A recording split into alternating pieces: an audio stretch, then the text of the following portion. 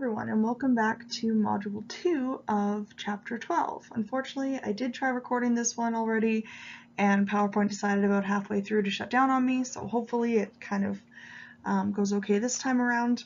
This one definitely is the shortest module of the three, so there's only 16 slides, including these intro slides. Hopefully it won't take us too long to get through. So for Module 2, we are going to talk about cultural and biological approaches to personality. So we're going to talk a bit about how genetics can have an impact on your personality, as well as the culture and society that you're a part of can influence your personality development. So one of the first questions that your textbook asked for this module is, do you think that Americans are weird? And this is kind of a bit of a trick question. Basically what they're referring to is the acronym WEIRD, which stands for Western, Educated, Industrialized, Rich, and Democratic.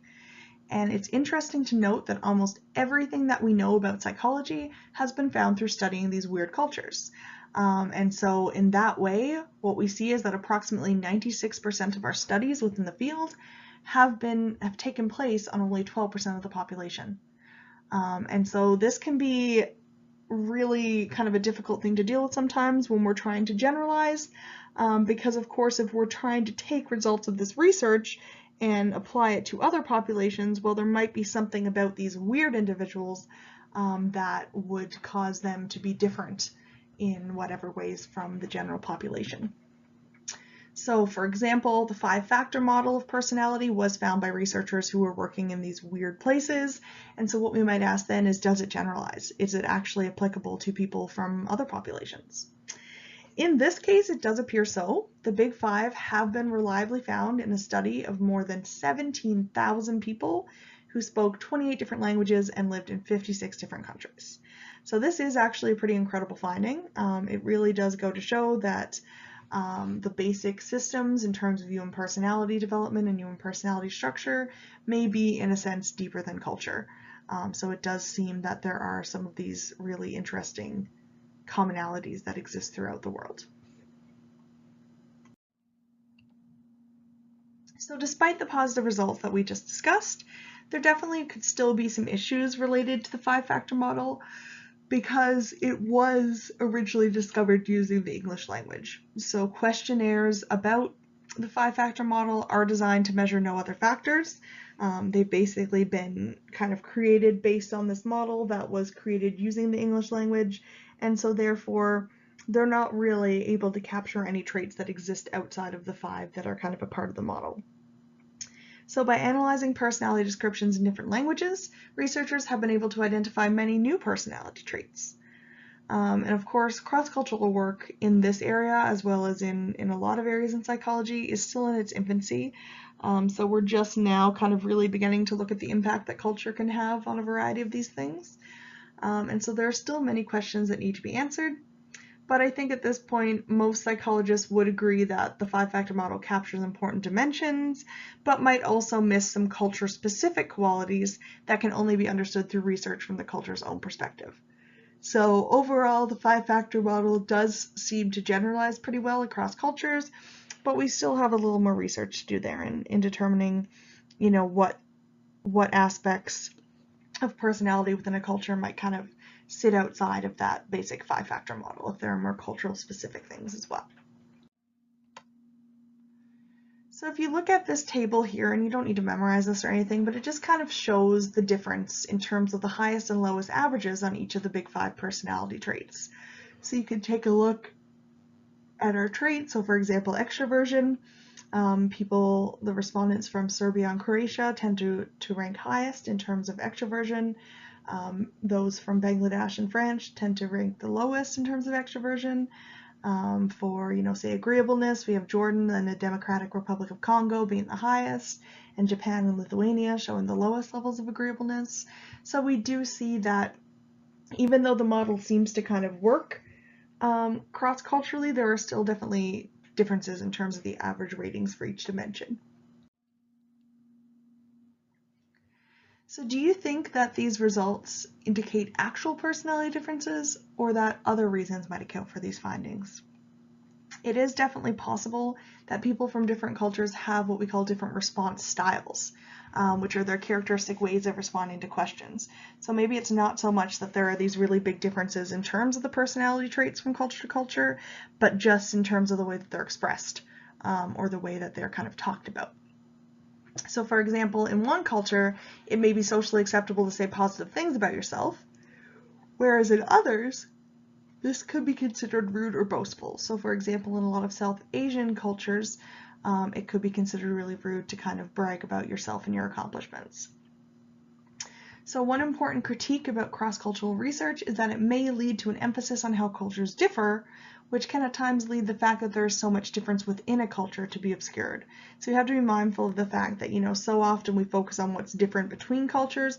We don't really tend to look a lot at what could be differing and what could be variable within cultures. So now we're going to talk a bit about how genes might affect your personality. So a question we might have is, can you be born with your mother's sense of humor or your father's sense of agreeableness? Is it possible for us to separate the contribution of genes from that of our upbringing? So in terms of that nature versus nurture question, are we able to kind of separate and balance the two? And twin studies have played an important role in examining the genetic basis of personality. So you might remember back in chapter 3 when we were talking about the different ways of measuring heritability or estimating heritability. One of them was using studies containing twins. And so research on the Big Five has shown that identical twins have stronger correlations for each trait than do fraternal twins. So again, just like when we were talking about that back in chapter 3, if we see that two people who are more genetically similar are more similar on a particular trait, then that kind of indicates to us that there may be some kind of genetic influence there. So the fact that the identical twins who share 100% of the DNA are scoring closer to each other on a particular trait than the fraternal twins who only share approximately 50% of their DNA, that would seem to indicate that some of these aspects of personality have a biological basis. So there's a really large study conducted called the Minnesota Study of Twins Reared Apart, and it showed that even identical twins who were raised in different households showed about the same amount of similarity to each other as those raised together. So it went beyond the environment that they were raised in and actually seemed to have something to do with their underlying genetics. So for example, a lot of the twins studied would show preferences in terms of the same professions, the same types of movies that they like, maybe even the same favorite brand of beer. And even if they'd never lived together or met each other at any point in their life, they were still exhibiting those really strong similarities. So that kind of goes to show us just how much genetics might have an impact on some of these personality traits. Whereas on the other hand, if you look at adopted siblings and compare them to each other on their personality traits, they appear no more similar than two random people. So it really seems to show us that there is some kind of genetic basis to a lot of the personality traits that we're seeing. So this, of course, doesn't mean that parents are incapable of influencing their child's personality development. So it's not definitely going to be all nature, all genetic. And just the fact that we know that a trait is associated with genetic factors doesn't really tell us anything about the extent to which any specific person could be influenced by their own environmental conditions as well. So we're not trying to say that, genetics is the only answer here, just that it does seem to play a pretty major role in terms of personality development. There's also still the challenge found in moving beyond general heritability research and attempting to uncover the specific genes that are related to various personality outcomes. So it can be really hard at times to identify what specific genes might be linked to what specific traits. And so there is a working with the scientific literacy model section in this chapter, and it kind of goes through some certain genes that have been discovered that are related to specific brain chemicals, which in turn are related to personality. So for example, there is something known as the serotonin transporter gene. And I'm sure you all recall kind of hearing about serotonin in our biological psychology chapter. It's one of the major neurotransmitters that's kind of implicated in mood and a bunch of other important functions. And so it was shown that those with short copies of this serotonin transporter gene seem to be predisposed to shyness and experiencing more anxiety, whereas those who had the long copies of this gene tended to be kind of more positive and more stable in their mood overall. So it does seem to see that, seem to show us that, we can kind of identify certain genes and how they might be linked to particular types of personality traits or kind of the overall well-being of the individual. So now we'll talk briefly about the role of evolution in personality. So evolutionary psychologists believe that our personality structure is built into our species because it has conferred selective advantages to humans possessing certain traits.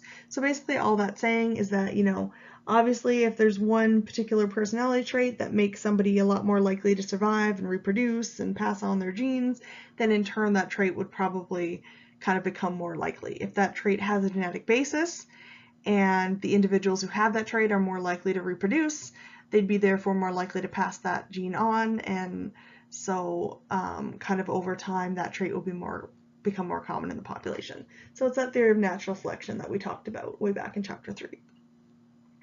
And this has been kind of documented in birds. So we have kind of two types, either fast exploring or slow exploring birds. So we would kind of label them almost like different personalities. And these traits have been shown to have a strong genetic basis, and the personality type that is adaptive differs depending on what type of a year the birds are having. So for example, if there's a year where there's kind of limited resources and there might not really be enough food available, it seems like the aggressive fast females and the timid slow males tend to fare better.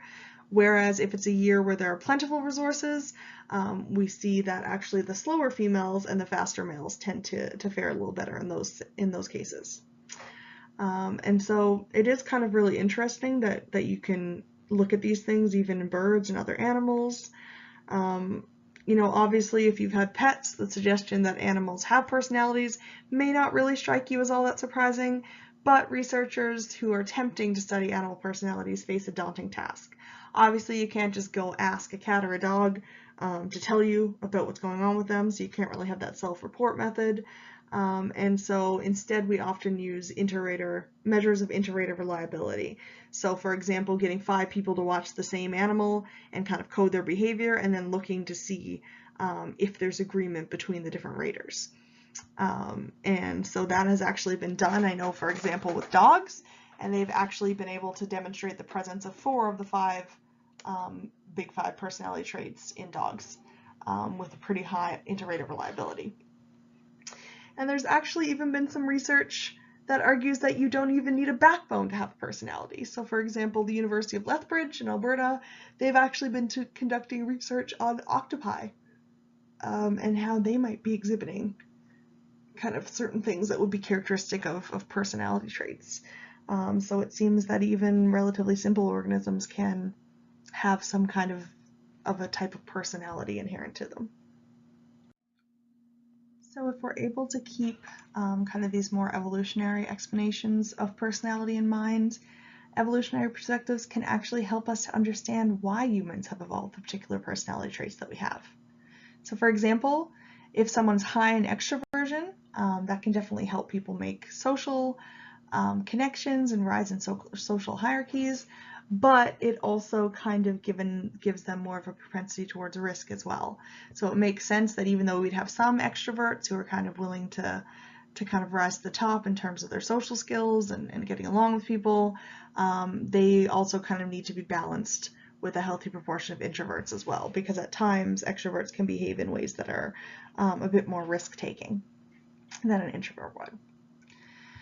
We can also see how people who were low in neuroticism would be kind of what we call the emotional stalwarts of the community. So they're the ones who are able to kind of keep everyone in check and make sure that people aren't letting their emotions get the better of them. But at times, being high in neuroticism could pay off as well. So for example, those who are high in neuroticism, because they have a bit of that element of emotional instability and they're very sensitive to emotions, they may be more attuned to danger and may be able to act as a voice of caution in certain cases. And then another example would be that those who are high in openness would be more imaginative and creative, but those low in this trait may help preserve traditions and identify a sense of identity. So you can kind of see how even though we do tend to consider one end of the mention a little bit more healthy than the other at times, it definitely still makes sense that we would have kind of a healthy mixture of people who score high and low on the various dimensions, because there are kind of advantages and disadvantages to each end of each dimension. So now I want to talk briefly about differences in personality between men and women. So a lot of people seem to be under the impression that there are very major differences in terms of key personality traits between men and women, but what we might want to ask is, to what extent does science back up the hypothesis that when it comes to personality, men and women differ dramatically? So on one hand, there actually is strong evidence that they differ in terms of those big 5 personality traits. Women generally tend to report higher levels of extroversion, conscientiousness, agreeableness, and neuroticism. But overall, we do see these gender differences are quite small, and they are definitely overwhelmed by the variabilities that we see within each gender. Gender differences, interestingly enough, also appear to be related to economic factors. So the countries who show the largest differences have greater access to resources such as healthcare, education, and wealth. And this kind of makes sense when you think about it logically, because in kind of a community or society that doesn't really have a lot of resources, that's going to kind of constrain your behavior, right? So if you don't have a lot of resources to deal with and to utilize, then it's going to be more likely that all members of that society are going to be a little more similar to each other. They won't really have as much capacity for kind of self-expression and being their own person, if they're kind of more so struggling just to remain afloat. Whereas in a society that has access to a wide variety of different resources and things like that, we do tend to see much more differences in terms of personality traits between the two genders. I guess I should say 2 or more genders. But that definitely does seem to be a product of the fact that they have more opportunities and more ability for self-expression and things like that. And now, just to kind of take a step back and give you a little bit more of a history lesson in terms of talking about some of the historical roots of personality study. For many years, Western medicine was guided by the theory of what they call humorism, which was a theory that explained both physical illnesses as well as disorders of personality as resulting from imbalances in key fluids in the body, which were known as the 4 humors. So these humors would be blood, phlegm, black bile, and yellow bile.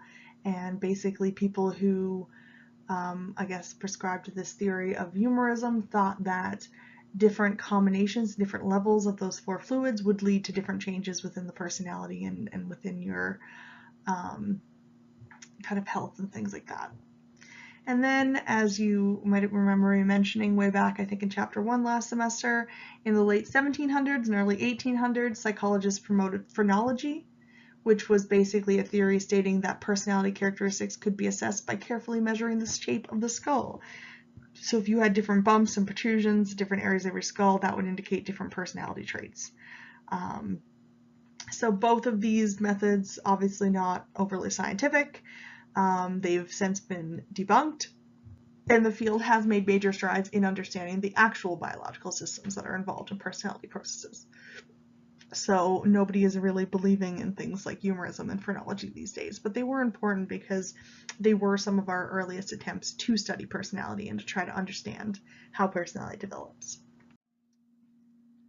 So in the mid-20th century, researchers did make a big step forward when they were able to begin convincingly linking personality traits with specific brain systems. So no longer talking about the humorism and the phrenology. At this point, they were actually using different methods that could actually help them link brain areas to various aspects of personality.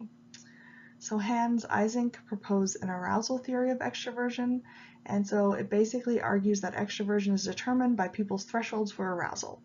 So according to this theory, those who are high in extroversion have a higher threshold for arousal than those with lower extroversion, which would also be referred to as introverts. And this kind of makes sense because extroverts are known to be very outgoing, very social, kind of always wanting to engage in activities and things like that. And so it would make sense that this would be linked to a higher threshold of arousal. So they seek out a lot more interaction and experience because they need more stimulation in order to kind of reach that threshold of arousal. So as a result, then we have extroverts who are generally seeking out greater amounts of stimulation, whereas introverts are limiting their exposure so as not to become overwhelmed. And there's a particular brain system known as the ascending reticular activating system that plays a central role in controlling this arousal response. So we'll talk briefly about that. So it has been shown that extroverts do have less reactive ascending reticular activating systems compared to introverts, and this might help explain why introverts avoid excessive stimulation.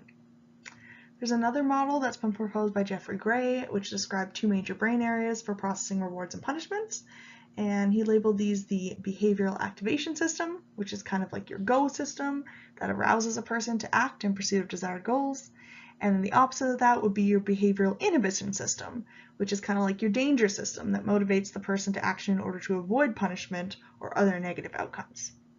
And we have seen that several of the big 5 factors can be linked and can kind of have been shown to correlate with these systems. So for example, extroversion has been linked to behavioral activation system activation, whereas neuroticism is related to behavioral inhibition system activation. And so this could have implications on behavioral, neurochemical, and emotional levels. So it does kind of make sense that we'd have these particular brain systems that are associated with those characteristic reactions that we have in certain circumstances. So basically that's it for this module. I'm sorry, I know that some of it is a little confusing, and unfortunately, like I mentioned yesterday when recording, I haven't been feeling the greatest, so I know that sometimes my explanations might be a little confusing. If there was anything that you have more questions about or you want to kind of chat about a little further, then definitely feel free to shoot me an email and let me know, or we will also be having another big Zoom review for our second test, and that'll take place just after the break. So we have this week of classes, then we have a week break, and then when we come back we will have our review, and then hopefully we'll be prepared at that point for test 2. So thanks for listening, and I will talk to you in the next video.